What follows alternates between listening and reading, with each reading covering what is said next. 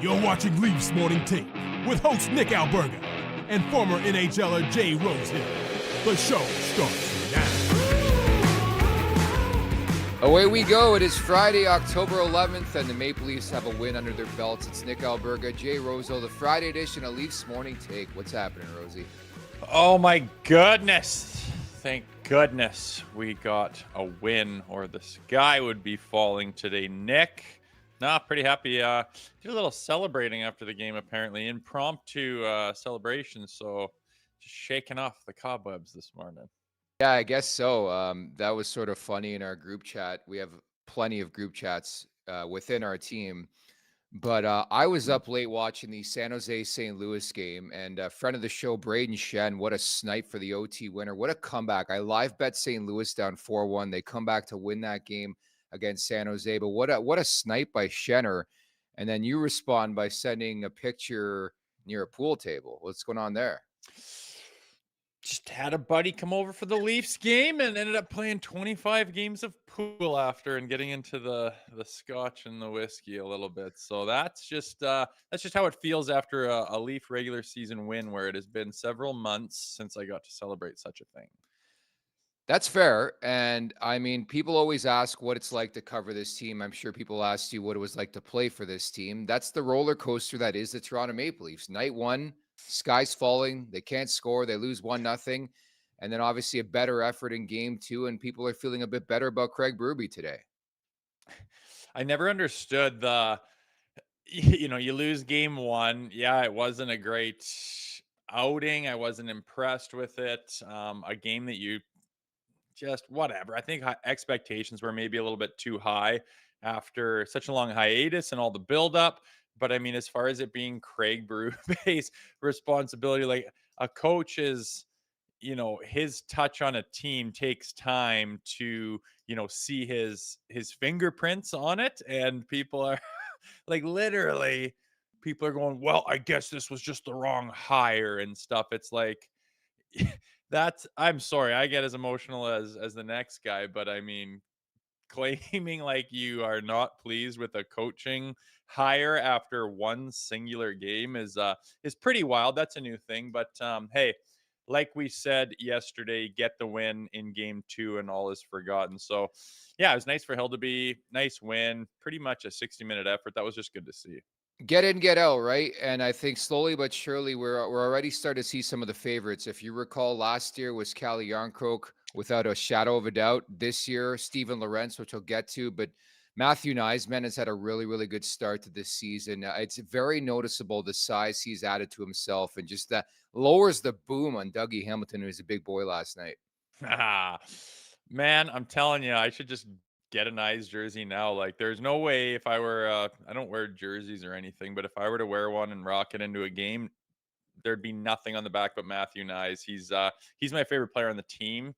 I think he has a very bright future in Toronto. I love the way he plays, and I just watching him, he uses his body like so well. He uses his body, just gets it in the way, gets in front of people, knocks guys down. It's just like, I wish I used my body like that a little bit better. Like, he's just he uses it as a tool for time and space and puck protection. He does it very well. It's very obvious, and he's got that skill, and you can just see he's beaming confidence, man. It's just nice to see this guy. It's his second year in the league, and I think he's only getting better. So yeah, one of my favorites on that roster. It seems like he doesn't really do much but good things out there. He doesn't stand out unless it's for, doing really good play, really solid plays, really good. He's just got a good demeanor. I like everything about that guy, man. And he's getting rewarded by playing on that top line. Yeah, it certainly is. And thanks to TSN for that video. And the other noticeable thing is that you can see that he trains with Austin Matthews, like the stick lifts. Defensively speaking, for me, that's like the biggest difference as the years go by for Matthew Knies in the NHL, is like when he came up, little raw defensively. There's a reason why the coaching staff is trusting this guy so quickly. Like, in all facets of the game, he really has rounded into form. Obviously a contract year for Matthew Knies, but you're right. He doesn't play the style of some of the players on this roster. And that's why I think he's already so beloved within the fan base, is because he brings a bunch of intangibles to the table. Like, I mean, you weren't kidding. I think it was last year you said, I see a future letter in the future for this kid, and that's understandably so. Like it's a sort of like a lead by example type player. I mean, if you wanna if you wanna get down the road a little ways, I see this guy wearing the C for the Toronto Maple Leafs and being like the franchise, not I just see him being the leader, the guy that does it all right, the ones that they put their faith into. He can play with everyone. He plays the right way, like you say. The other guys, the other stars on the team, they're a little fancier, a little softer, a little less about this and that. But Knies, he just brings. I mean, you can just see it in his neck. He just beefed up. He wants to be a beast out there. He chirps off and runs his mouth. He's already got confidence to do that kind of thing in the league, and he just operates under a level of confidence that's kind of rare for a guy that's only got a season, a little bit more than that under his belt. And I just love the way he operates, man. Again, yeah, I see nothing but very bright things in that guy's future. I'm glad he's a Maple Leaf, and I would be happy if that guy just punched an 8-year extension as soon as possible. Yeah, I always wonder about the crystal ball. What Matthew Knies will look like in 5 years, Yeah. 10 years, and Yeah. it's really really exciting. I'm right there with you. I hope they sign him really really soon. I hope he's a Maple Leaf long term because you need players like Matthew Knies, who again was very noticeable here in Game 2 of the season. Got a very fun guest on today's edition of the show ahead of the home opener coming up on Saturday against Cal Dubas's Pittsburgh Penguins. Leafs anthem singer Natalie Morris is going to drop by in about 20 minutes from now, Rosie. I know that'll be cool. A person that can tell us what it's like to stand on the ice in front of all those fans and have a little bit of pressure on her, you know. So it'll be fun to pick her brain about that and see if we can make her the good luck charm of the Toronto Maple Leafs this year. That's exactly it. And, I was doing a lot of research behind the scenes on Natalie's story. And she was on Canada's Got Talent last year, did a tremendous job, made it all the way to the finale. But she kept going on about how nervous she gets, which is kind of peculiar when you're in front of that many people singing and you're such a great singer. But it just shows you in any walk of life. Maybe you and I, when we come do this show, are nervous. And I'm more curious to know how she sort of chills out, gets into a routine and just blasts out the anthem night after night after night. There's so much consistency there, right? Yeah, I don't know. I'd like to ask her. I think it's got to be different than, like, say, singing one of your own songs or doing a cover of somebody where it just those anthems for some reason you can get Yeah. stuck on them and you can kind of blank out and just kind of freeze and go, what the hell is the next line, you know? And you Yeah. got to do both of them most of the time. And well, I guess did she just do the American or the Canadian anthem? I think she does both. I Just don't know. go Somebody in the with chat remind us. I'm pretty sure she does both, though. sometimes those drag on and you get to a little pause and I don't know, people blank. I remember Brett Kissel when we were in Toronto, he was in the room and hanging out and Shannon was kind of buddies with him and we were BSing with him, a Canadian guy, and he butchered the Canadian anthem and he's like, I don't get it. I've never blanked on a song or a lyric or not known where I was or anything. And for some reason that those anthems get to a guy. So it's kind of funny, but maybe that's reason to be a little bit nervous beforehand, but we'll pick her brain on exactly what's going through her head. Loop writes in, ask her if she likes Hall and Oates. I don't know if that's going to be on our question list here, Rosie. God, that's You make my dreams come true. so, isn't that so like non-conducive to I know. like the level like the Maple Leafs and their history and everything? Like, how did that even come to be and took so long for them to change it? Like, I am so glad that era is over, man. We discussed this. It was the person at the top who could be in a contract here. Who? What? Yeah, we talked about this on the podcast. It's a Marner Brendan like Shanahan that production, song? buddy. Marner? It's a Brendan Shanahan production. Oh, I think fucking. it's like his daughter's or his wife's like favorite song, something like that. But there's Are a you connection kidding to me? It Brendan was Shanahan. him doing it? That's weird, man. Pulling all the strings, but yeah, it never made sense. We're so thankful that song is no longer a goal song. Now they have 7 different goal songs. They're almost there. I know they tried, and then it talks about getting DUIs or something. What are we doing, Maple Leafs? Kid Like, how Cudi. hard is it just to pick a nice song that's not controversial? Goodness. I think they should go with Drink Milk, Love Life. You know, from that commercial like 15 years ago? No, I don't. Drink Milk, Love Life. But I have a I don't know how feeling it I'm not goes. on Maybe in board the with chat you. you guys can help us, but we see the connection with Oreo and milk in terms of sponsorships now. I think it'd be True perfect. that. That Oreo looks decent. I thought it was I don't know, the milk too. I guess they go together and they got it white so it doesn't stand out all crazy on the helmet. It is what it is. Honestly, I wish the Leafs would just go Yankees style with it, and like nothing touches this jersey. But I guess they need the extra cash at MLSE. They're not here for jersey sales. Never forget that quote. But producer Vic, always locked in. Taste the freshness. Carlos Delgado was in it way back in the day with the Toronto Blue Jays. So maybe they bring that back as a goal song here for the Maple Leafs. If you got some comments or concerns or questions, hit us up with a super chat. Don't forget about that at the Leafs Nation 401 here on YouTube. Make sure to subscribe, hit that like button as well. We'd really encourage that. Leafs Morning Take, wherever you find your podcast, make sure to leave us a 5-star review. And don't forget to visit theleafsnation.com. Meantime, if you run a restaurant, you're too busy for this ad. You're thinking about how to get more orders flowing and new locations opening. You need to get more customers and keep them coming back. So really, you're already thinking about Square, because Square Restaurant Tech helps more than 400,000 restaurants do all those things and more. So when you're thinking about your restaurant, think bigger and think Square. Go to squareup.com/ca/en/campaign/big-in-RST to see why Square is big in restaurants. Speaking of big, Craig Berube, first win behind the bench, also big. Dennis Hildeby, 22 saves in his NHL debut, gets the win. I didn't have that on my season bingo card. Dennis Hildeby notches a win before Joseph Wall, Rosie. Well, you do what you got to do, I guess. But I don't know. For all the goaltending issues that the Toronto Maple Leafs have, they don't seem to really have goaltending issues, do they? Big time performances, really back to back. Stoli looked fantastic, and Hildeby, I mean, they were pretty reluctant to throw him in last year. I think they just, you can hurt a guy, you can fracture a guy's confidence and ego, especially a goaltender, by putting him under the microscope, putting him on stage in the limelight, and it going poorly, and that can stick with you for quite a while.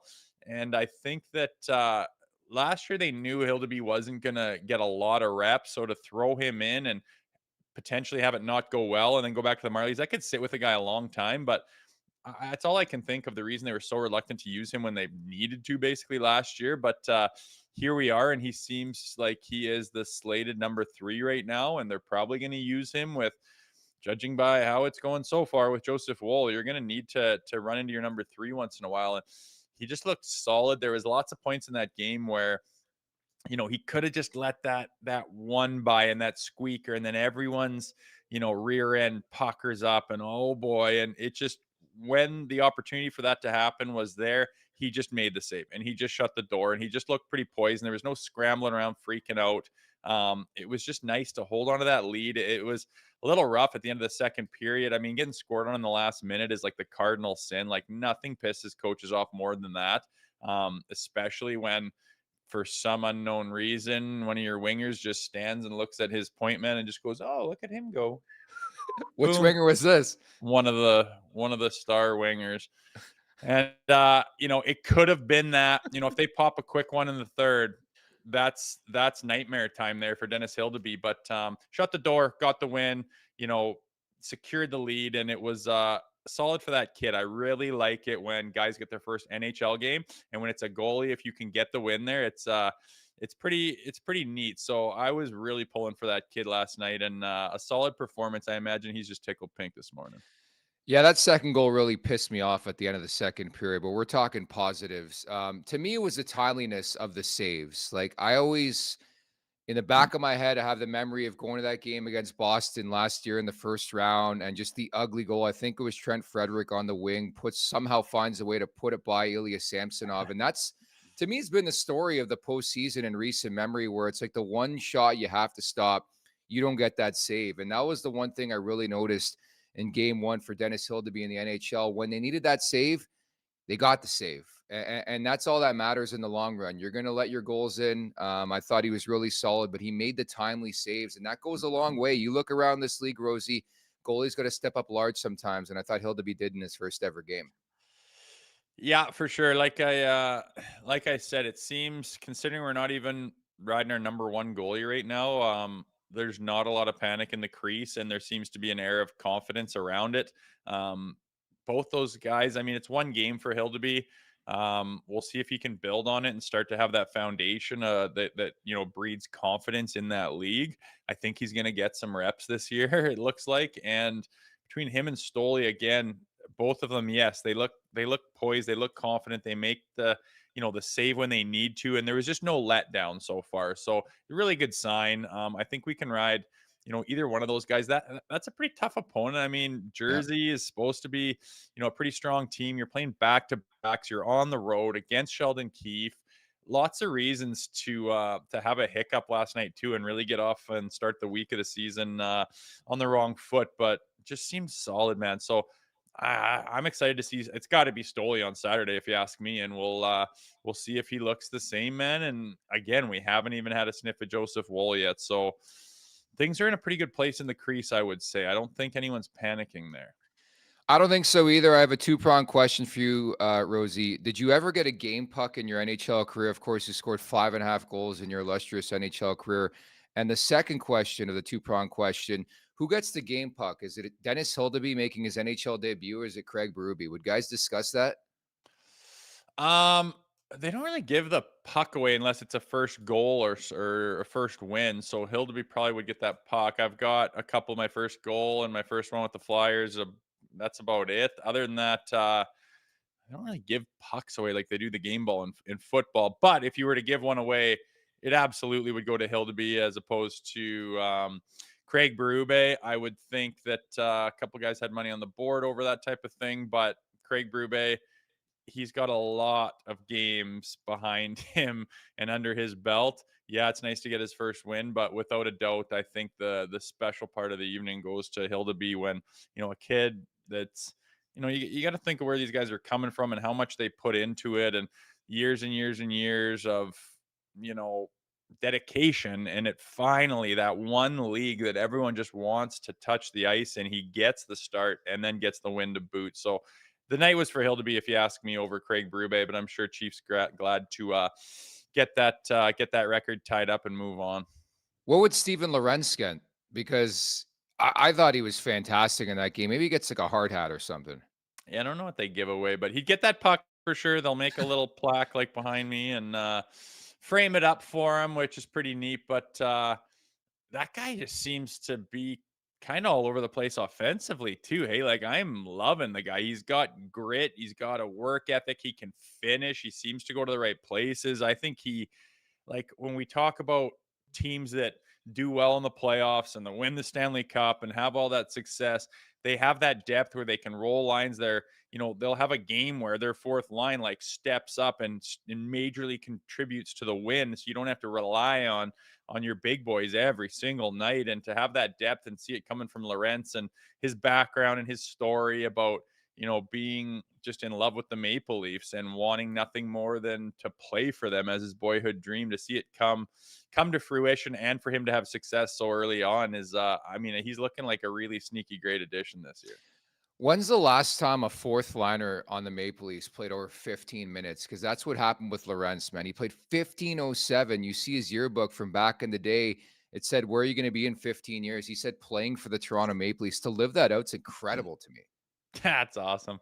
It's like reminds me when Johnny T signed and he's got his Leafs bedspread and whatnot. They were showing him a little bit with his Leafs pajamas and the Matt Sundin poster behind him. So I like that stuff, man. Where guys get to live out their dream, especially when it's specific to the team they rooted for growing up, and when it's Toronto, especially. That passion runs deep. So pretty neat for him. But yeah, obviously Berube's got some confidence in him, likes what he does, and if he's trying to establish a way to play, I think that Lorentz embodies that, and he's showcasing that and wanting it to rub off on others by giving him so many minutes. Yeah, there's not a lot of fourth line guys that are pushing those kind of minutes, and like I said, if you can roll them like that and rely and have reason to keep turning those guys over, I think it's a really good place to be when you have that type of depth. And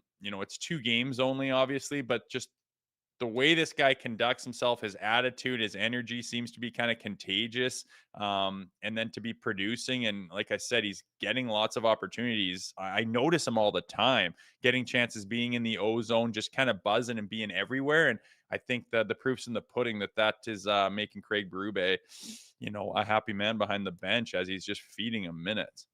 Nothing flashy about his game, but yeah, to look on the ice with like 3 minutes left, it's a 4-2 game, and who's on the ice? It's Austin Matthews, Mitch Marner, and Steven Lorentz. Like I can't recall a time where a fourth liner, he played 15:07 on Thursday night, and that just speaks volumes to how the coaching staff feels about this guy already. I just could wonder, like, why did every team pass? Like, this guy didn't even get a contract in the offseason. He had to earn a PTO with the Maple Leafs, earn his way on the roster, sign a deal for $775, and lo and behold, he's one of the more trusted forwards early on in the season. It's crazy.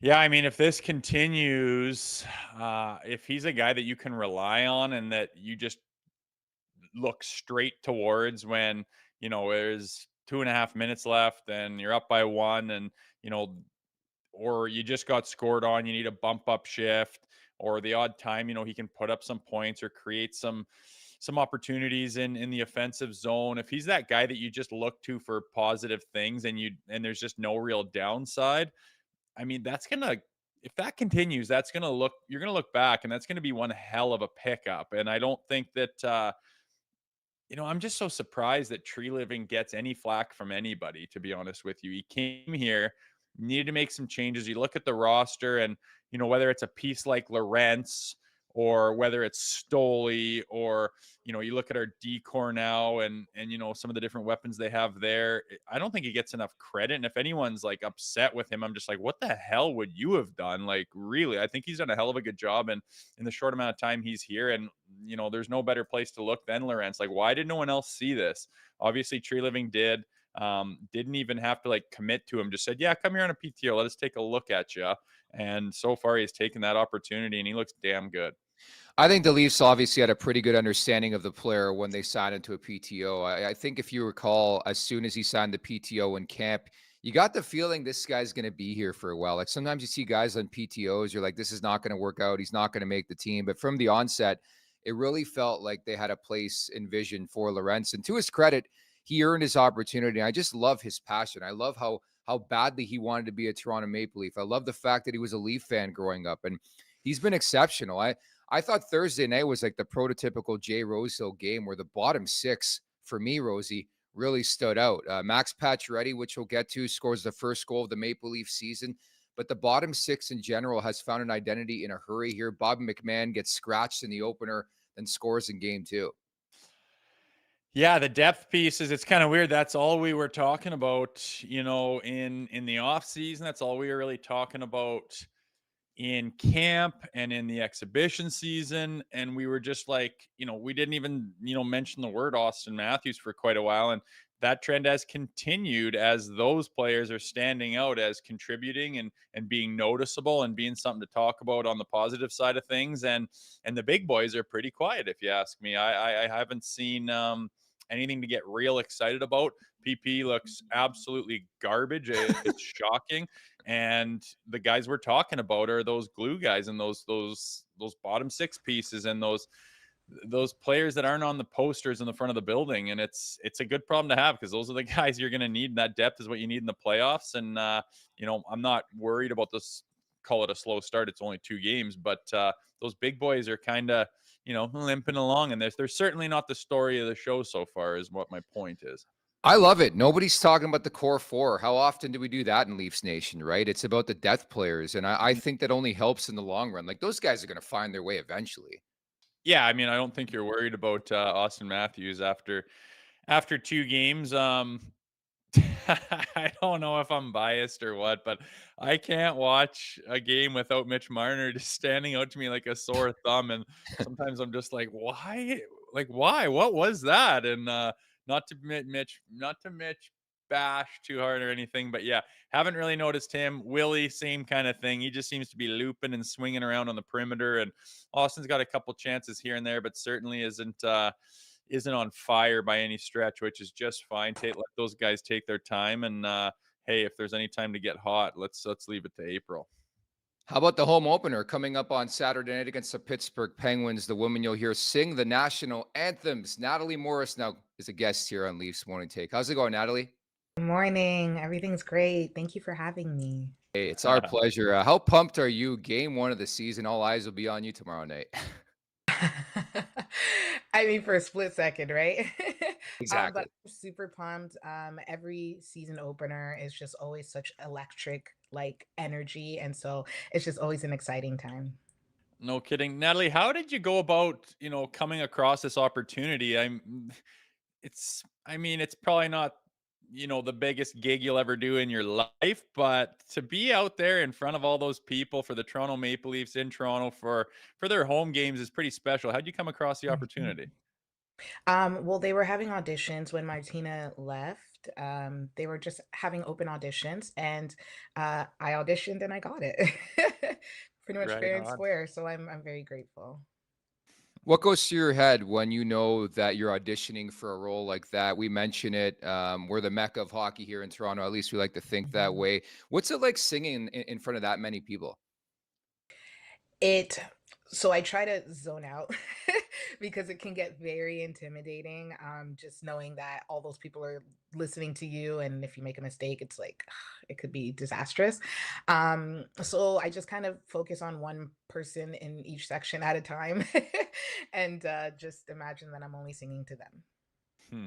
Well, I'm not trying to jinx you or get in your head or anything, but Hmm. you seem to do it pretty smoothly so far, no doubt. But the anthem is kind of famous for, botching it or freezing or not remembering the words or just kind of having Hmm. one of those moments. Is the anthem something you've sang before? Do you have to kind of when you got the gig, did you go over, the words to the song and try to really ingrain it in your head, or has that ever been in your mind as far as like I got to remember what the bloody words are to these songs?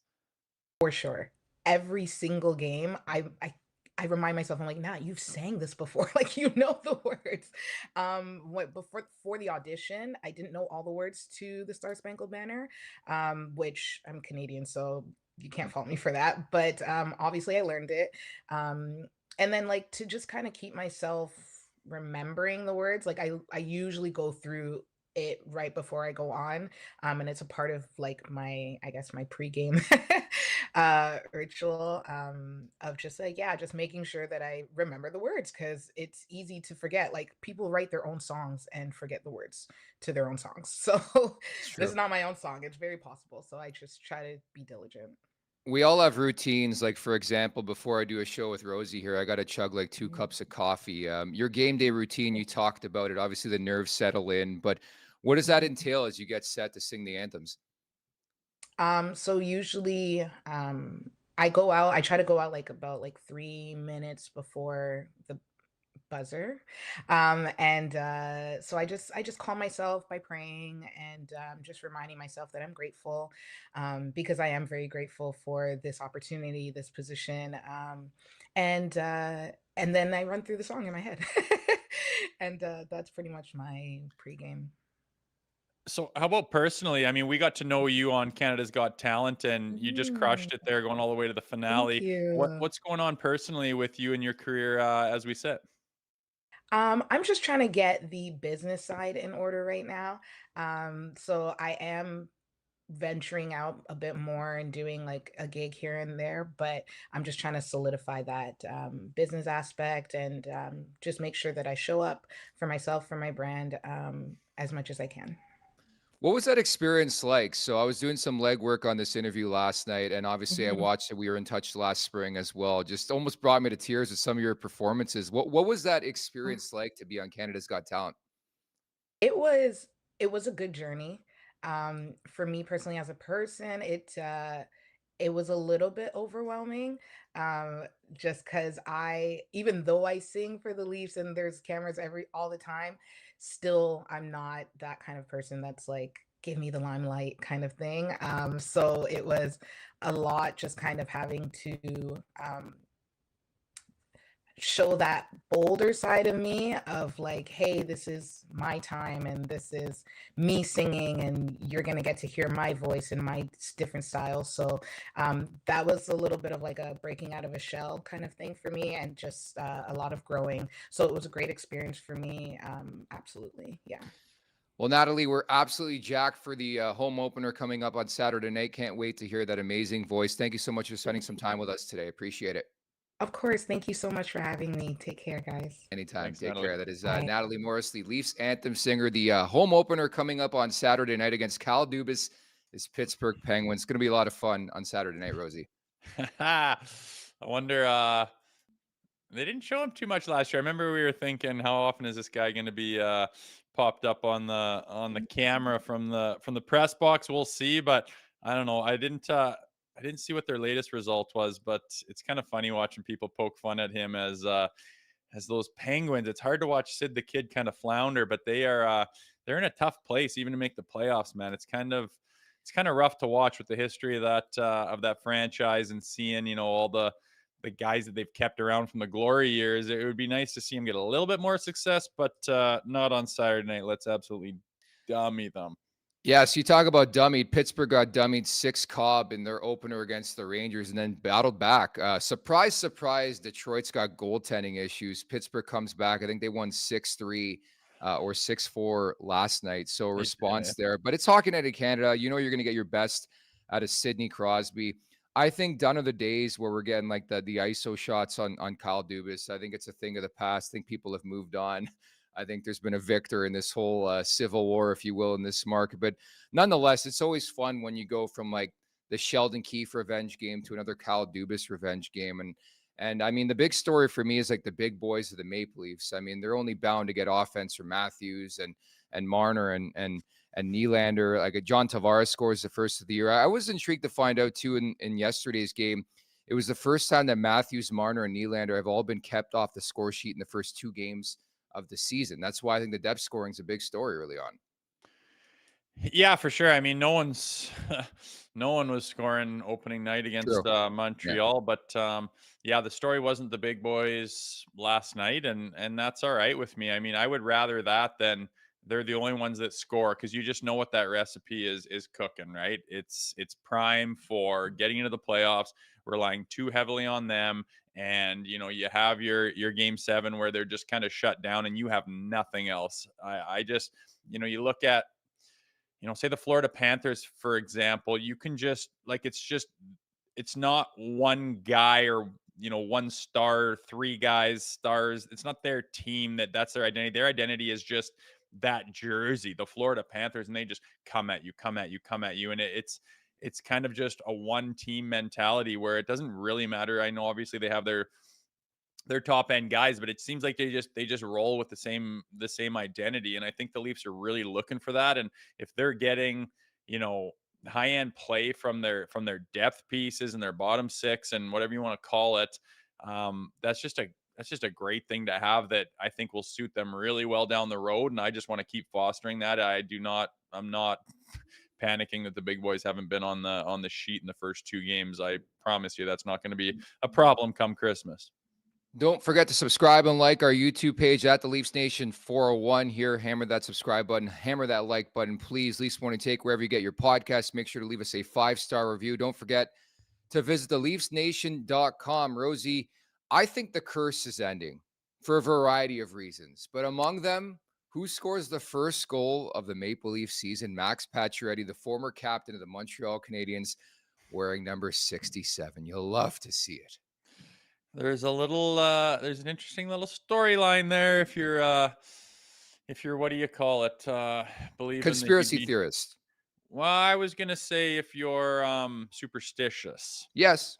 There's more though. There's more, Rosie. You want to hear more? Yeah. What else you got going on? So they lost 1-0 in the home opener on the road, which hasn't happened since 66-67. Pacioretty wears number 67. Pacioretty scores the first goal of the season, and Dennis Hildeby in his NHL debut wins the first game of the year, and he's 6'7". And I heard his dad is turning 67 in a couple of months. That's ridiculous. That? It's over. Good. It's over. Bring on the juju, man. This organization has had bad juju for many, many years. Bring on some of those good omens, man. I'm all about it. 67, Pacioretty, let him be the key that unlocks it all. I don't give a shit how it happens. Let's roll with something. Our guy Zach Phillips in the chat. Great job last night as per usual on the Leafs Nation After Dark. The signs, Nick, the signs. I couldn't agree more. They're just signs everywhere I look. I see the number 67. It's ending this year, Rosie. Don't even get me started. Don't go there yet. It's too soon. It's too soon, man. They got some work to do, and I don't know. Again, yeah, like for something like that to happen, they would have to come together in such a way that it would just be monumental and so special. And I just hope they find the pieces of the puzzle to put it together, and you can step back and say, "Oh my God, like we found something here." Like that chemistry where you're just a train that won't quit, and you have an answer for everybody, and doesn't matter if it's playing with the lead or playing behind, or if you're playing against studs or you're playing against bottom feeders, you are just the same group of individuals that play together. It would just be such a wicked feeling. And I don't know, man. There's no reason it can't happen to them this year. They're in a good place. You know what I really one of the big differences I've noticed early on in this season, man, not to change topics completely, just the way I did, but moving the puck on the back end, like you sort of take that for granted. It's early. Chris Tanev, as advertised, like you're seeing why Tree has been after this guy pretty much since he took the job in Toronto. Just a stabilizing force. Even strength. Him and Morgan Riley, in my opinion, have looked really, really solid. The one guy who's really stood out for me, I went as far as to say I think he's been Toronto's number one defenseman through two whole games, Oliver Ekman-Larsson. But the noticeable difference in them moving the puck from D to forward is like night and day. Remember how many issues last year just trying to skate the puck out and get the puck to the big boys? Yeah, it just seems reliable. Yeah, when you talk about Tanev, you look, I don't know what it is. I can't really pinpoint it, but when you see him out there in any situation, whether he's moving it north or they're coming down on him, you're just like, oh, good. Tanev's out there. And he just breeds this confidence and reliability factor. And he just looks really poised and solid. Everything he does, he does it crisply and he does it with purpose. And he just looks like he knows what he's doing out there all the time. I really wanted to get him at the deadline last year. They missed out on him, but to have him here now he's a great addition. And I don't know, like OEL, I think highly of him, and lots of people have like no one. I don't want to say nobody, but it seemed like there was this. I was excited to get him. He seemed like a name and a guy with some experience and some background, and pretty kind of a premier guy. I mean, I know he's aging a little bit and is what he is, but like people are poo-pooing him. I'm like, just what the hell's wrong with OEL, man? Like we'll take him all day, and he seems solid and reliable out there. Minus one breakaway where he's a little bit out of his element game one. Other than that, again, McCabe. I just love McCabe. Benoit. I love Benoit, man. I just really think that D core is as solid and deep, and they've got everyone contributes in a way that I'm pretty pleased with. Maybe the number 6 guy we're kind of juggling, wondering. Timmins, man, I've seen enough. I'm sorry. It's too. I don't need to see him every game. And that's probably going to be a revolving door, and something that, maybe if there is a trade, including Liljegren or something, you can get someone that can maybe fill the hole. It seems weird to say, well, we're going to trade Liljegren and get someone that's going to fill that hole. It's like, well, how does that work? But, by the end of the season, I have a feeling that maybe that little hole can get plugged. But other than that, it seems like a solid back end. I'm pretty pleased with it. And I think that there's only room to grow with these guys, and they've got a lot of the bases covered. Like to see Morgan Riley start to like step up and really stand out and show who he can be now that he doesn't have the weight of the world on his shoulders. But time will tell. I'm not real concerned about the D. I'm kind of excited about it, to be honest. I'm right there with you. I just like how physical they've been. Even on OEL, as somebody who watched him really, really closely early on in his career, got that big fat ticket. He was the number 1 defenseman with then Phoenix, then Arizona, now with Utah. But I think people think of Oliver Ekman-Larsson as that guy. He's not that guy anymore. And I think, quite frankly, if he continues to be deployed in the secondary type role the way he's playing right now, I think it's a perfect fit. The problem is when they try to expect a bit too much from him, try to elevate him. But that's not going to be a worry, I think, with Morgan Riley in front of him. But been very, very stable. And I said this in last year's playoffs, and we talked about this when the Leafs signed this guy.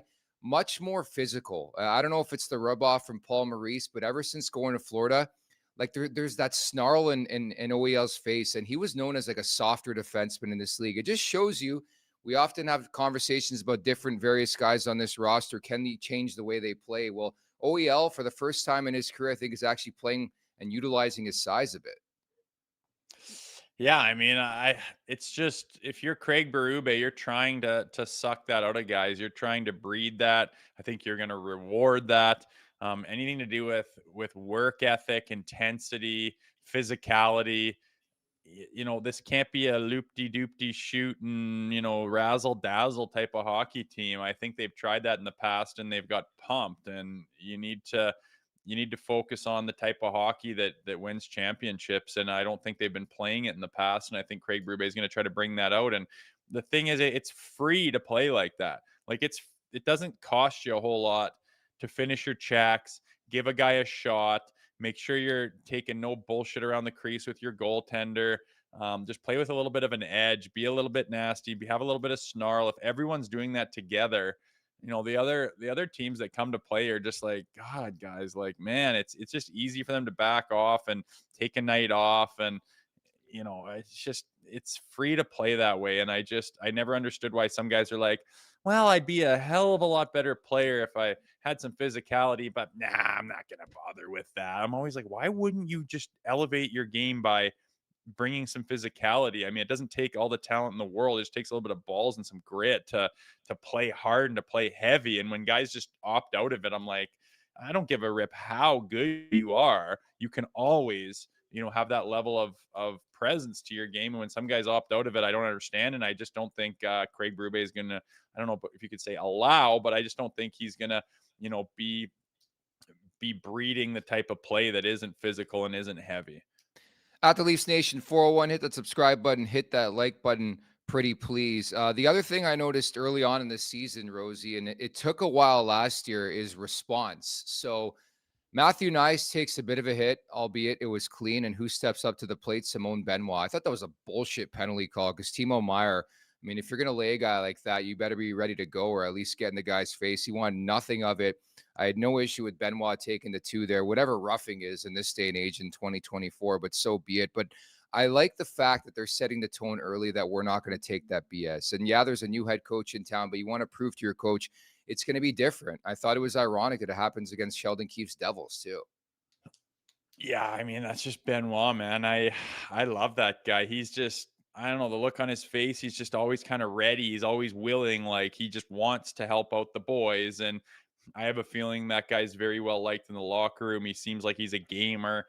He kind of came out of nowhere, to be honest. Like I didn't really know who the hell he was. All of a sudden he's here and he's doing a lot of the things that we're asking for out of our D-men. And, he looked really good with McCabe, whether he ends up playing with him a little bit this year or not at all.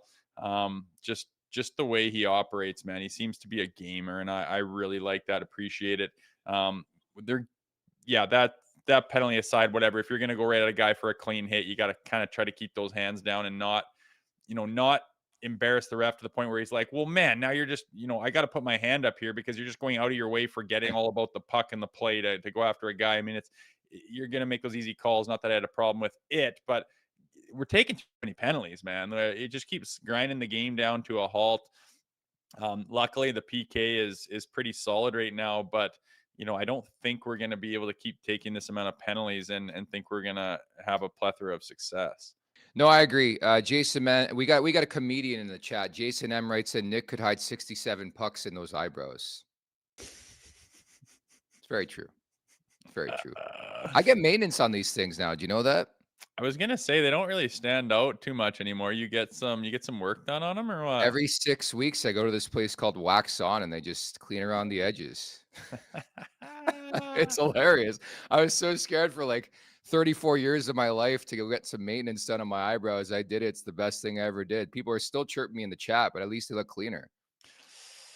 Well, they don't stand out like they did back when you had some LBs on you. I don't know what the transformation was or what triggered that, but you are unrecognizable as a younger man. Like literally, I couldn't pick you out of a police lineup. You used to have a little cushion on you. Used to be a little bit rounder, and those eyebrows were a little bit more prominent. But my goodness, you've blossomed into such a handsome young man, Nicholas. Now I have two pumpkins in my set doing Leafs Morning Take with a former member of the Toronto Maple Leafs. Life throws you curveballs sometimes, and sometimes you hit that curveball over the fence. So we got Pittsburgh coming to town home opener, the first of a 4-game homestand, Pittsburgh, LA, Rangers, Tampa.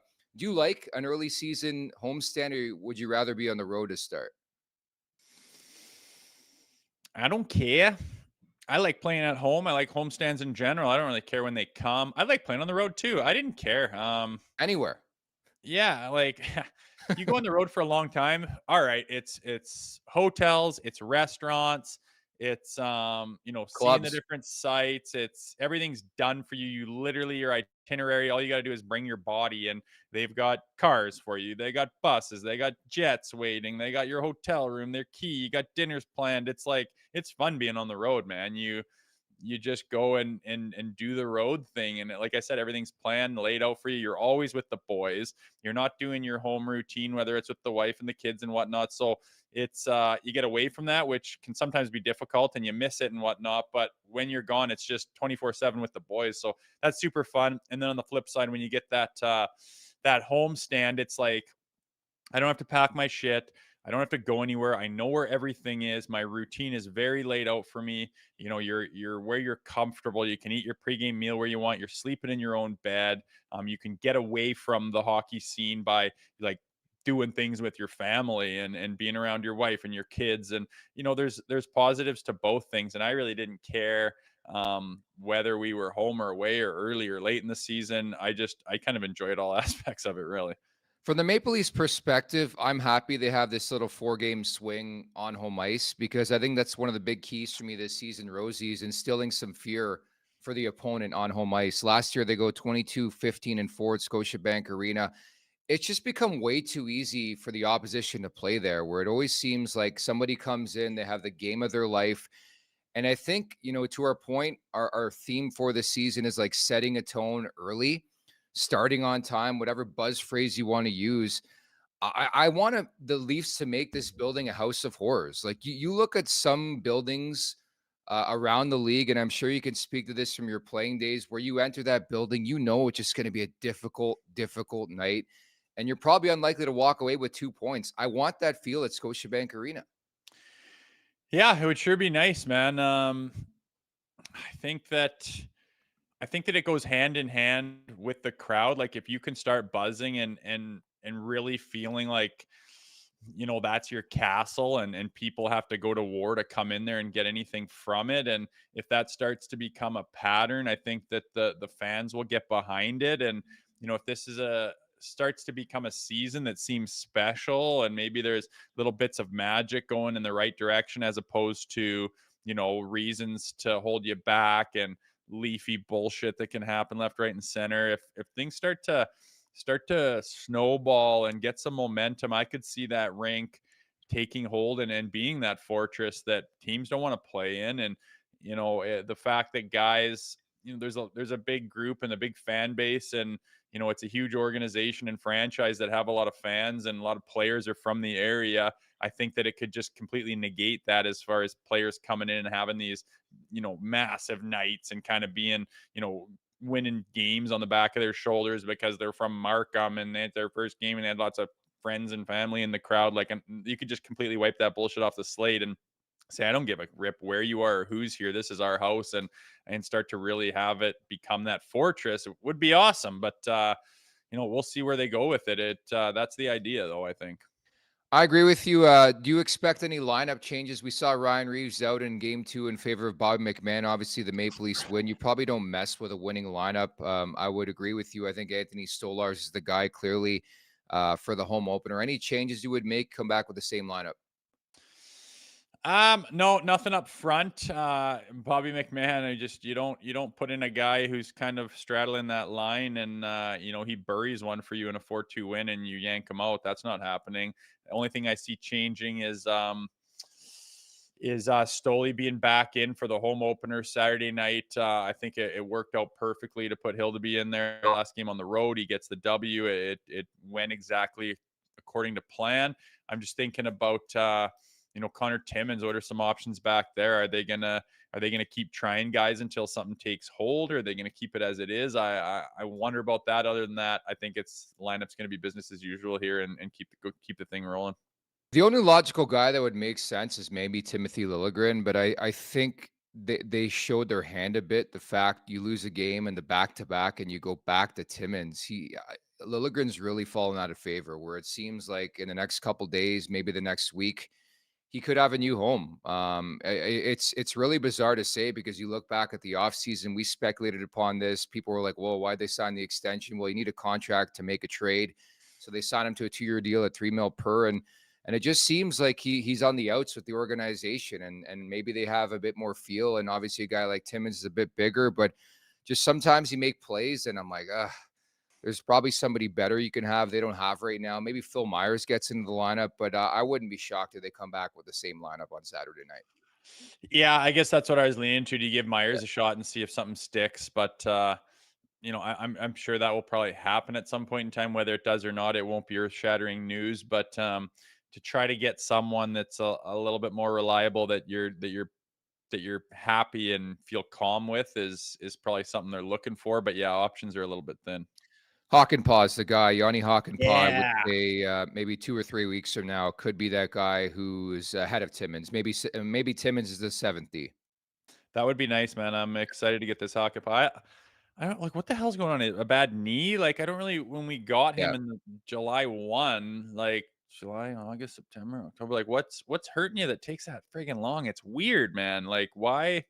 Even if you tore your knee up, that shit heals in a couple of months. It's been way more than that, and he's still bunged up. I'm kind of not concerned, but just like, what is going on with this guy where he needs this much time to heal? Like as a youngish man, it's kind of makes me wonder how it's going to hold up. But maybe they're just really taking their time before they activate him and making sure he's 110%. And all the doctors in the world are going through it with a fine tooth comb. Fine, but I am excited to get this guy in the lineup. It's time for the last call, brought to you by Bet365. Open an account with Bet365 today and bet on a huge range of markets. So whatever the sport, whatever the moment, it's never ordinary at Bet365, Rosie. As we look ahead to the home opener Saturday night, the Pittsburgh Penguins in town, they're 1-1. The Maple Leafs are 1-1. I'm going to keep it simple. Austin Matthews anytime goal. This guy had 69 tucks last year. He scores pretty much every game. He's had a couple opportunities in the first couple games. It's Hockey Night in Canada. You're on home ice. I think Matthews scores. 69 tickles? Yeah. I was gonna say pick one of the big boys, but when their value's kind of inflated, it's How about Mitchie? Multi-point effort for Mitch Marner. Can you ride that? No, I don't. Not riding that at all. Yeah, I think Austin could get on the board. Maybe Willie will stand out. I can just, a couple games go by where those guys aren't this story. I could see Willie getting that bee in his bonnet and making a highlight reel goal. And I could just see his celly right now being like, yeah, remember me. So I could see those guys being more of a factor. At least you would think so. But with Austin, I've wondered since the offseason what kind of year he's going to have. It's very difficult to follow up that kind of a year that he had, scoring that many goals. Couple years before he did it again and then kind of had not a slower one. He had an injury and whatever, but it wasn't that, shoot the lights out season. So it'll be interesting to see where he's at this year. I'm just hoping for well-rounded consistency, leadership, and then obviously his talent will do the rest. But yeah, I think that's a pretty solid bet. I don't have a whole lot else. I'm going to go through it a little bit further, but I got my money back from day one. I doubled down and went hard on the Leafs last night, money line, and minus 1.5, which paid 2. So I'm kind of back to square from kind of unloading on the opening night. I really thought they were going to put up a performance, and they had next to nothing. So nice to get back to even, but I like Matthews getting on the board. Yeah.